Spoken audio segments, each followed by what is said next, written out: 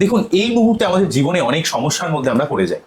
তো এই মুহূর্তে আমাদের এত কিছু সমস্যা, এত কিছু অস্থিরতার মধ্যে আমাদের মোটিভেট থাকা যেমন খুব ইম্পর্টেন্ট, তেমন আমাদের জীবনে যেটুকু পেয়েছি সেইটুকু নিয়ে খুশি থাকা, জীবনে এগিয়ে চলা এবং সবসময় কনস্ট্রাকটিভ মেন্টালিটি ধরে রাখা।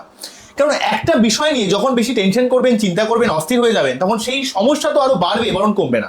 তাই আমাদের জীবনের যখন কোনো সমস্যায় আমরা পড়বো, তাদের একটু শান্ত থাকতে হবে। এবং এই সময়ে অলরেডি প্রতি শনিবার নিরামিষকে শনি মন্দিরে পুজো দিন এবং রাহুর মন্ত্র পাঠ করুন, শান্ত থাকুন, নিজের শান্ত পবিত্রতা বজায় রাখুন। এবং যেই জায়গায় খুব বেশি টেনশন চিন্তা হচ্ছে, দয়া করে কেউ সেই জায়গাটাকে লোকের কাছে জাস্টিফাই করার জন্য কখনোই ফেসবুকে বা সোশ্যাল মিডিয়ায় পোস্ট করবেন না। কারণ আপনার মনের কষ্টটা কখনোই ওই ফেসবুকে পোস্ট করে আপনি কিন্তু বোঝাতে পারবেন না।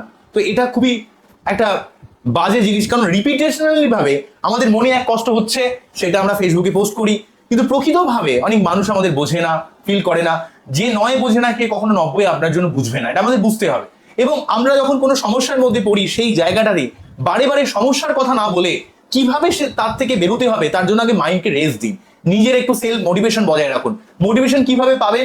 যেই সিচুয়েশনের মধ্যে আপনি পড়ে আছেন, সেই তার কথা চিন্তা না করে একটু সেখান থেকে সরে আসুন, অন্যভাবে ভাবুন, পজিটিভ মেন্টালিটিতে ভাবুন, একটু ঘুরতে যান, একটু হালকা হন। যে কোনো ভাবে হোক আপনাকে সেই সিচুয়েশন থেকে চেঞ্জ করতে হবে, সেই সিচুয়েশন থেকে সরে আসতে হবে।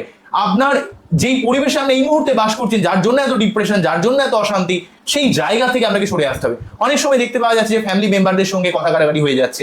তো সেই সময় যখন দেখবেন কথা কাটাকাটি হচ্ছে, আপনি আগে সেই ঝগড়ার পরিস্থিতি থেকে সরে আসুন, পরে আপনি ডিসাইড করবেন যে কি করবেন না করবেন। ঠিক আছে? আমরা কি করি? ঝগড়া করি, আমরা হয়তো জিনিসটাকে ম্যানেজ করার জন্য আরো কিছু বলতে গেলাম, অন্যজন আরো 10টা কথা বলে দিল, তো এইতে আমাদের মাথা আরো গরম হয়ে গেল। তো এই জায়গাতে আমাদের উচিত হচ্ছে শান্ত হয়ে যাওয়া, স্টেবল হয়ে যাওয়া। কারণ যখন নেগেটিভিটি চলে, তখন কিন্তু আমাদের প্রত্যেককে শান্ত হয়ে যেতে হবে, স্টেবল হয়ে যেতে হবে। তাহলে কিন্তু আমরা নিজে থেকেই কিন্তু অনেক সমস্যা মোকাবেলা করতে পারবো। কিন্তু নিজেদের এই জিনিসটা করতে হবে, অস্থির হলে হবে না। বোঝা গেল কি বললাম?